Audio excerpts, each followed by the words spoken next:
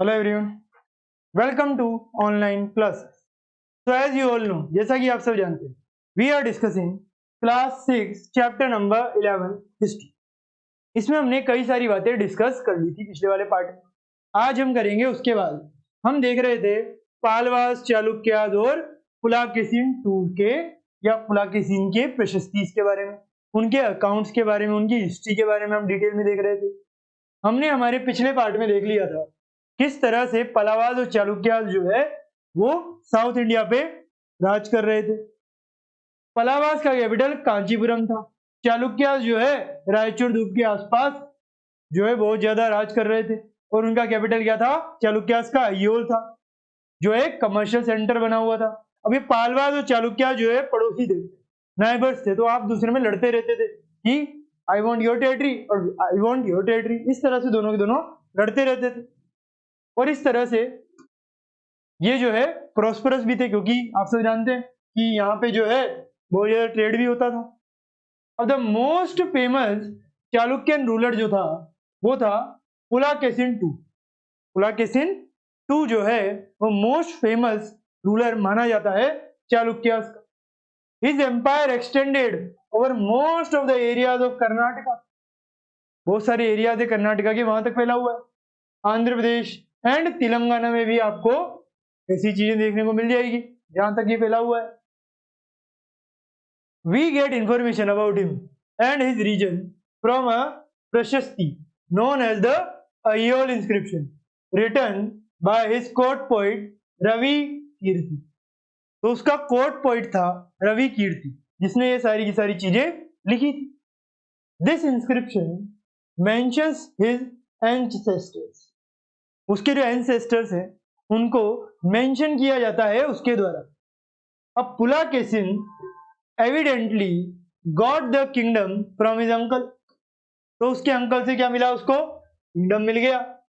अब according to Ravikirti, he led expeditions along both the west and the east coast. एक तो west coast में और एक ईस्ट कोस्ट में भी। Besides he checked the advance of Harsha. उसने हर्षा के एडवांस वगैरह भी चेक किए। There is an interesting composition of words in the poem. तो पोएम में क्या है? हमें कई सारे जो है वर्ड्स भी दिखेंगे जो कंपोज किए गए थे हर्षा के द्वारा। हर्षा खुद एक पोइट था। तो हर्षा मीन्स जॉय। आप सब जानते हैं हर्ष का मतलब क्या होता है? हर्ष उल्लास, मतलब आप जॉयनेस पे है, आप जॉय को देख रहे हैं। तो the poet says that after his defeat Harsha was no longer Harsha. That means अगर जब पुलाकेशिन टू ने हर्षा को हरा दिया तो क्या हुआ? हर्षा हर्ष में नहीं रहा। अब पुलाकेशिन also assaulted the Pallava ruler. जैसे मैंने बताया चालुक्य और पलावा लड़ते रहते थे, पलावा रूलर को भी पुलाकेशिन टू ने असॉल्ट कराया। Who took shelter behind the walls of Kanchipuram. तो कांचीपुरम के मंदिर वगैरह में उसने जो है अपनी शरण ले रखी थी, वहां से असॉल्ट किया उसने। But the Chalukya victory was short lived. तो चालुक्य ने विक्ट्री तो करी, आप देखेंगे चालुक्य ने पालवास में विक्ट्री करी, हर्षास पे विक्ट्री करी, बट स्टिल उसकी विक्ट्री शॉर्ट लिव्ड थी। At last both the Pallavas and Chalukyas gave way to new rulers related to Rashtrakuta and Chola dynasty.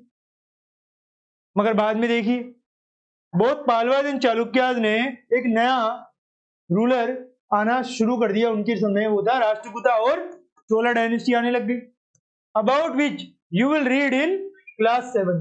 तो क्लास 7 में आप देखेंगे चोलास के बारे में, आप देखेंगे राष्ट्रकूटास के बारे में।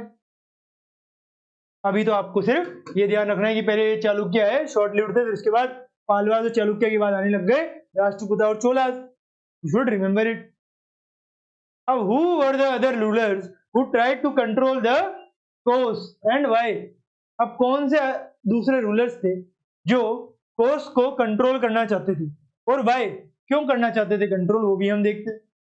How were these kingdoms administered?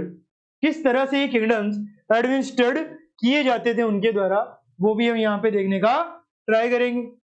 तो as in the case of ancient kings land revenue remained vital for these kings. Land revenue जो है हर किसी किंग के लिए बहुत ज्यादा इंपॉर्टेंस रखती थी, क्योंकि ज्यादातर जो उनकी पॉपुलेशन थी वो एग्रीकल्चर पर ही डिपेंडेंट थी उस समय, आज भी है हमारी। तो the village remained the essential unit of administration.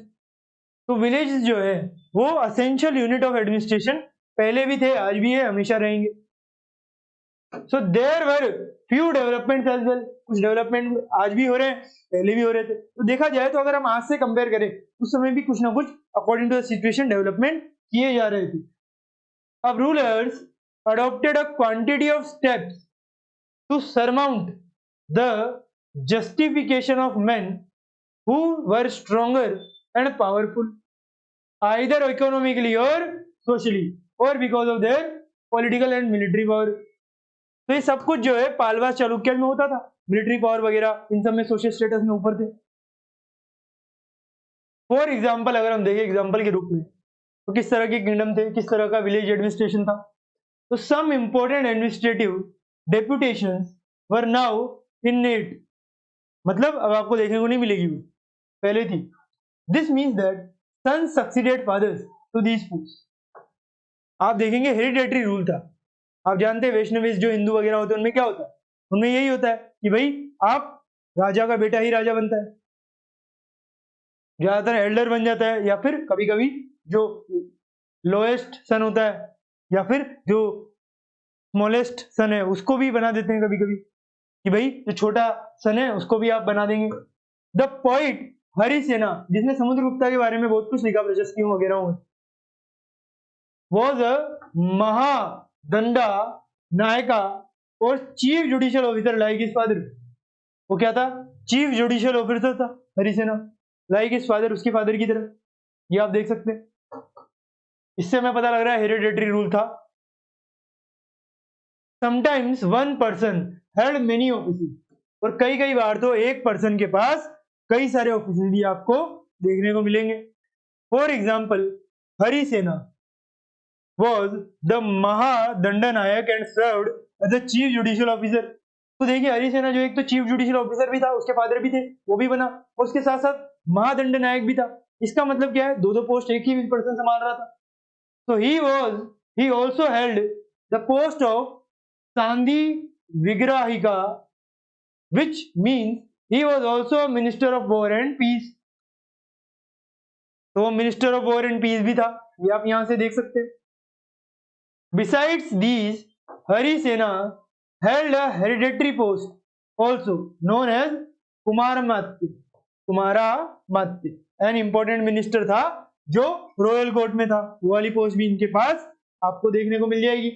इससे क्या पता लग रहा है, इससे हमें यह पता लग रहा है कि जो एक पर्सन है वो कई सारी पोस्ट को रख सकता था during these kingdom. Besides important men probably had a say in local administration। Local administration में मेन का जो से था बहुत कम था। These included the नागारा श्रेष्ठी और चीफ बैंकर और मर्चेंट ऑफ द सिटी। तो चीफ बैंकर मर्चेंट जिनके पास पैसा था वही थोड़ी बहुत पावर रखते थे, otherwise people don't have that power और that much power. The Sarthavaha और the leader of the merchant caravan the Prathama Kulika, ये से नाम है, you have to remember it. I know it is a difficult name but you should remember. और the chief craftsman. तो इस तरह के लोग वहां पे हुआ करते थे जो कुछ पोस्ट रखते थे। द हेड ऑफ द कायस्थास और स्क्राइब्स। स्क्राइब्स क्या होते हैं, आज के इस टाइम पे स्क्राइब्स आप सब जानते हैं, पेपर में भी कोई ना कोई स्क्राइब को अलाउड किया गया है। Why? Because sometimes you need a person to help you in your exam, उसे हम स्क्राइब किए देते हैं, जो कोई भी डिसेबल्ड पर्सन है उसके लिए अलाउ करते हैं गवर्नमेंट। तो उस समय भी ऐसे स्क्राइब्स थे जो राजाओं की हेल्प वगैरह किया करते थे। अब these policies were reasonably effective, बहुत ज्यादा इफेक्टिव आपको देखने को मिलेगी। But periodically some of these powerful men grew strong enough to establish independent empire। मगर कुछ तो क्या बहुत ज्यादा स्ट्रांग हो गए, उन्होंने अपना एक इंडिपेंडेंट एम्पायर भी खड़ा कर लिया जैसे तैसे करके। Because they are ruling and they want to fight, and वो जो स्मॉल स्मॉल किंगडम्स हैं उनको अपने में मिलाना शुरू कर दिया। हर कोई ऐसा ही करता था, अपनी टेरिटरी का विस्तार करना। तो what do you think may have been the advantages and disadvantages of having hereditary officers? कि भाई हेरिडेटरी ऑफिसर्स के एडवांटेजेस भी हैं और डिसएडवांटेजेस भी हैं। हर किसी चीज के कोई ना कोई एडवांटेज होता है और कोई डिसएडवांटेज होता है। मान लीजिए आपने कोई पर्स, आपके कोई मनी है आपने लूज कर दी, आपकी मनी है वो आपने कहीं भूल गए आप, तो आपके लिए तो क्या हो गया, वो डिसएडवांटेज हो गया। बट किसी और को, जरूरतमंद को पैसा मिल गया तो उसके लिए एडवांटेजेस हो गया। तो कहीं पे डिसएडवांटेज, कहीं पे एडवांटेज। तो न्यू काइंड ऑफ आर्मी वो हम देखते हैं। तो ये सब जितने भी किंगडम से अपनी अपनी आर्मी रखा करते थे।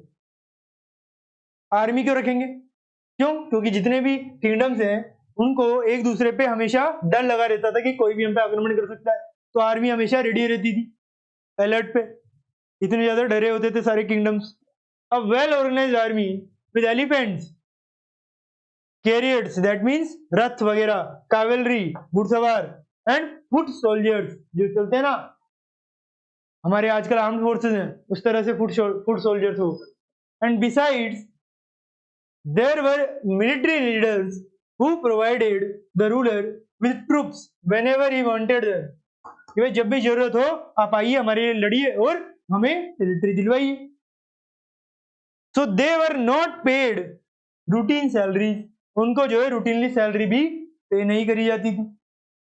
Instead some of them received domains of land, they gathered revenue from the land and used this। वो क्या करते थे, जितना भी लैंड है उससे रेवेन्यू लिया और उसका यूज किया किस पे, सोल्जर्स, हॉर्सेस, वेपन्स खरीदने में और वेलफेयर में। वेलफेयर में तो कम इन्वेस्टमेंट था और आर्मी में ज्यादा था। So these men were known as सामंताज।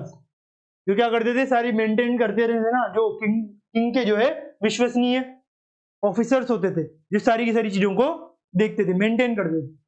Whenever the king was weak, Samantas tried to become independent. अब जो समंतास के पास आर्मी पावर ये सब दे देगा किंग, तो समंतास सोचेंगे कि भाई अब तो किंग वीक है, नाउ इट्स माय टाइम कि भाई मैं बनता हूं अब किंग। इस तरह से आप देखेंगे कई सारे सामंत है ना, वो अपने राजाओं को खुद मारकर किंग बन जाएंगे। बाय बिकॉज पावर स्ट्रगल हमेशा चलती रहती थी किंगडम की। अब assemblies in the southern kingdom, ये भी देख लेते हम कि कौन कौन सी असेंबलीज थी और किस किस तरह से साउथर्न किंगडम्स में चल रही थी, वो भी हम देखने का ट्राई करते हैं। चलिए देखते हैं। तो अभी हमने क्या देखा, अभी हमने देख लिया एक न्यू काइंड ऑफ आर्मी देखी हमने। हमने देखा किस तरह से किंगडम जो है एडमिनिस्टर हो रहा था, उसमें एक आर्मी के बारे में डिटेल में देख लिया। उसके बाद हम देखेंगे असेंबलीज में ये सब कुछ, हम ये जो किंगडम देखे ना हमने, पालवास, चालुक्यास, उसके बाद ही उसमें जो एडमिनिस्ट्रेशन होता है वही हम यहाँ पे देख रहे हैं। उससे कुछ डिफरेंट बात नहीं कर रहे, वही रीजन है, बस वहां पे जो एडमिनिस्ट्रेशन चल रहा है उसके बारे में बात चल रही है, किस तरह से सामंत वगैरह होते थे इन सारे एडमिनिस्ट्रेशन में, आर्मी वगैरह, land revenue system, that all we are discussing right. अब assemblies in the southern kingdom, चलिए देखते हैं। इन साउथ इंडिया जिसकी हम अभी बात कर रहे हैं, during this period the village headman was the leader of the village. Village headman क्या था, लीडर था क्या का, विलेज का। And the mediator with the government, और वो जो है गवर्नमेंट में मीडिएटर का भी काम करता था। Officers in charge of provincial administration advised the local independent administrative assembly. तो आप देखिए जो प्रोविंशियल एडमिनिस्ट्रेशन है ना, उसमें एडवाइस दी जाती थी। ये जो भी लोकल इंडिपेंडेंट एडमिनिस्ट्रेटिव असेंबलीज है, ये असेंबलीज किससे बनके बनी होती है, जितने भी विलेज हेडमैन है वो सारे के सारे असेंबलीज में बैठा करते थे। कोई भी निर्णय लेना हो असेंबली वाले ले लेते थे। जैसे आज के समय हमारा स्ट्रक्चर है ना, उस समय भी ऐसा इनडायरेक्ट स्ट्रक्चर हुआ करता था। तो यहाँ पे आपको देखने को मिलेगा। तो असेंबलीज थी जो डिसीजन लेती थी कुछ विलेजेस और लोकल लेवल पे। अब अंडर द पलावाज, अब पलावाज की बात करें तो विलेज असेंबलीज में क्या क्या हो रहा था, local administration was controlled by various types of assemblies. अब पलावाज में वेरियस टाइप्स ऑफ असेंबलीज के द्वारा जो लोकल एडमिनिस्ट्रेशन है वो चलाया जाता था, ठीक है। अब some of these were the sabha, कुछ क्या थी भाई, कुछ सभा थी, which comprised of an assembly of Brahmin landowners, तो कुछ ब्राह्मण लैंड ओनर्स थे। द उर, अ विलेज, जिन्हें क्या बोलते थे हम, उर बोलते थे, लैंड ओनर्स को क्या बोल दिया जाता था, उर। A village assembly which included all the people and Nagram, आज के समय नगर होते हैं ना, उस समय नगराम बोलते थे, which was organised of traders and merchants. अब ये तो बात हुई नगर, नगर में कौन होता है, आप जानते हैं नगर में नगर पालिका वगैरह होती है हमारे यहाँ, तो उस समय नगर में मर्चेंट्स मतलब जो व्यापारी है वो सारे के सारे वहां पे होते थे, और बहुत सारे ऑर्गेनाइजेशन वगैरह में काम किया करते थे। तो सारी की सारी चीजें हमें यहाँ से देखने को मिल जाएगी। तो सभा होगी पलावाज वगैरह में। अब ये तो बात हो गई असेंबलीज में सभा वगैरह और नगरम वगैरह, ये हमने देख लिए लोकल एडमिनिस्ट्रेशन पलावाज में। अब दीज असेंबलीज जो हमने देखी पलावाज और चालुक्याज में, village assembly functioned through various committees, बहुत सारी कमिटीज बनाई जाती है, जैसे आज के समय बनती है ना, कोई एडवाइजरी कमेटी हो गई, कोई रिवर के लिंकिंग की कमेटी हो गई, या फिर कोई हमारे लिए ड्रिंकिंग वाटर कम्युनिटी, तो कई सारी कमिटीज जो है बनती जाती थी, और इन कमिटीज के डिसीजन विलेज जो है हेडमैन लेते थे according to some advises of king, which looked after irrigation.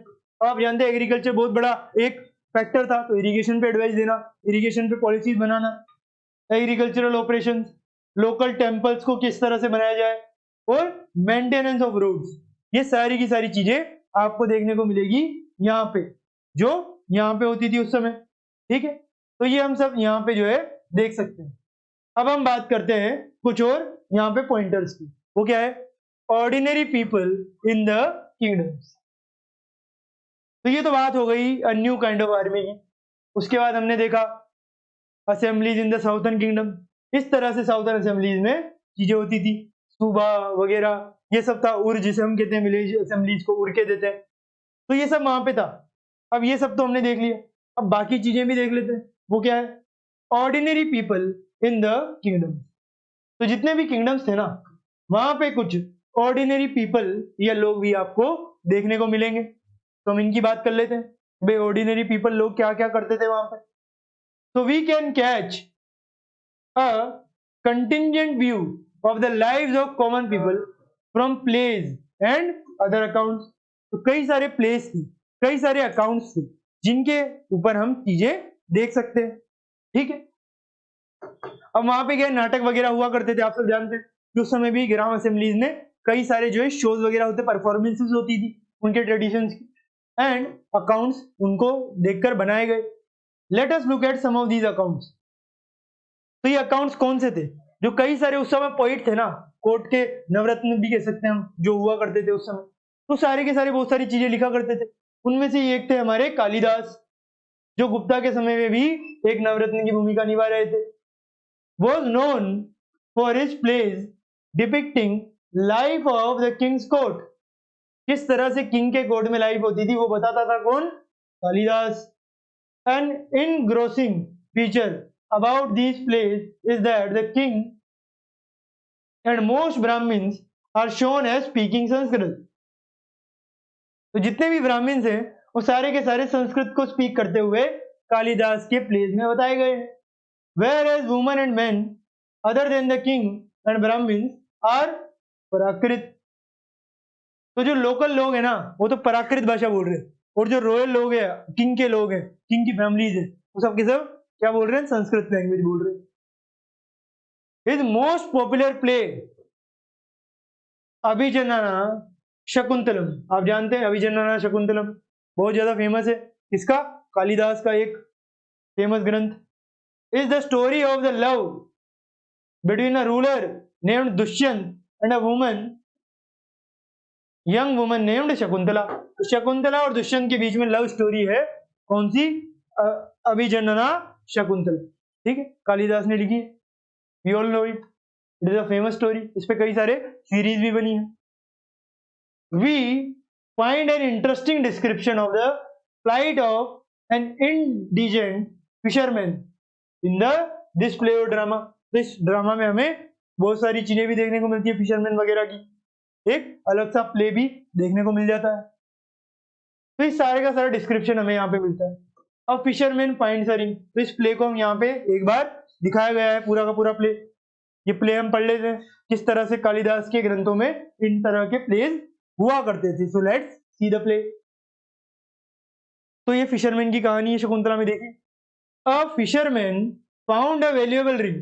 अब देखिए इसको आराम से पढ़ते हैं अपन।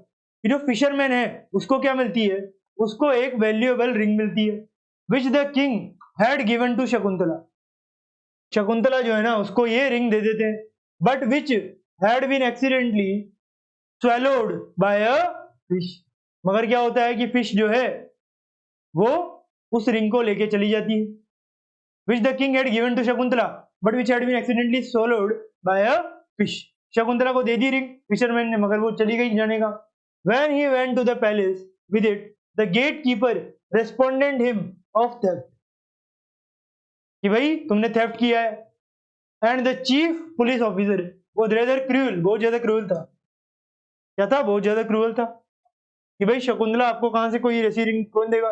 However, the king was glad when he saw the ring and sent a reward for the fisherman। अब आप देखिए फिशरमैन को एक रिंग मिली, उसके लवर ने दी होगी शकुंतला को। अब देखिए वो रिंग किसको मिली? फिशरमैन को, उसने वापस भी लौटा दी। Then the police officer and the gatekeeper decided to take a share of the reward and went along with the fisherman to have a drink। कि भाई एक ड्रिंक ले लो। इस तरह से चीजें हो रही थी वहां। Do you think that if a poor man finds something and report this to the police, he would be treated like this today? कि भाई तुमने चोरी की है, वो लौटाने आए हो और बोलोगे भाई तुम ही चोर हो। Name a famous man who taught in Prakrit and a king who issued inscriptions in Prakrit। तो लोकल वाला बताइए एक पर्सन, और एक किंग के कोर्ट का कोई पोइट बताइए जो संस्कृत में लिखता था। तो ये सारी चीजें आप चाहें तो बता सकते हैं। तो ये फिशरमैन की कहानी है रिंग की, जो हमने यहाँ पे देखी है। अब चलिए आगे देखते हैं। The Chinese pilgrim Fa Xian considered the plight of those who were esteemed as untouchable by the high class and mighty people. अब उस समय जो है रेसिज्म और कास्ट सिस्टम बहुत ज्यादा था, तो हाई कास्ट द्वारा लो कास्ट को बहुत ज्यादा एक्सप्लॉइट किया जाता था, अनटचेबल बोला जाता था लो कास्ट के लोगों को। तो they were expected to stay on the outskirts of the city. City जो है शहर है उससे बाहर उनके लिए अलग से स्थान निश्चित किया गया, उन्हें अलग से रखा गया था। ना तो छूना अलाउड था, ना ही कहीं फेमस जो किंग्स के प्लेसेस हैं वगैरह पे जाना। ही राइट्स, तो फा शियान ने क्या बताया, if such a man enters a town, untouchable जो एंटर करता है टाउन में और मार्केट प्लेस में, he strikes a piece of wood in accordance to keep himself separate. तो अगर कोई एंटर कर जाता है अनटचेबल तो अपने साथ एक लकड़ी लेके चलता है वो, ताकि वो अपने आप को दूसरे सेपरेट कर सके। People hearing this sound know what it means and avoid touching him और ब्रशिंग अगेंस्ट हिम। कुछ भी उसके आगे पीछे नहीं किया जाता था जब भी वो आसपास से गुजरता था। And Banabhatta provides us with a flaming image of the king's troops on the move. आपको ये दिखेगा किंग्स जो है ऑन द मूव में बानावाटा जो इस तरह की बातें करते हुए भी दिखाई देंगे। तो इस तरह से फाजियान ने बता दिया। बानावाटा जो है उसने भी किंग्स के ट्रूप्स के बारे में बताया, हर्षा के बारे में। तो अब यहाँ पे क्या दिया हुआ है, यहाँ पे दिया हुआ है द किंग्स आर्मी। क्या है? द किंग्स आर्मी, किंग की आर्मी के बारे में बताया गया है। तो the king travelled with a vast amount of equipment and apart from weapons there were things of everyday use such as pots, pans, furniture, golden food, including animals such as goat, buffaloes, deer, rabbits, vegetables, spices, carried on carts or loaded on the pack animals such as camels and elephants. This large army was accompanied by musicians, beating drums and other players and horns and trumpets। इन सबके साथ Kings की army चलती थी। Villagers had to give hospitality along the way। उनको help करते थे वो villagers. They came with gifts of curd, घर, घी वगैरह, flowers, provided fodder to the animals. They also make attempt to meet the king and place their complaints and petitions before him कि भाई हमारी complaint सुन लो। The army left a trial of devastation behind. Elephants often trampled down the huts of villagers and oxen walked the karmas of merchants and ran away। तो बहुत ज्यादा villagers को परेशानी होती थी। इन किंग्स की वजह से। Banabhatta says the whole world was swallowed up in the dust by the king army. बहुत ज्यादा क्रूअल मानी जाती थी। तो इस तरह से हमने हमारा जो चैप्टर है वो कंप्लीट कर लिया है। अब हमें कुछ ये एल्सवेयर और कुछ क्वेश्चन आंसर्स करने हैं जो हम करेंगे हमारे नेक्स्ट पार्ट में। तब तक के लिए thank you very much, have a nice day.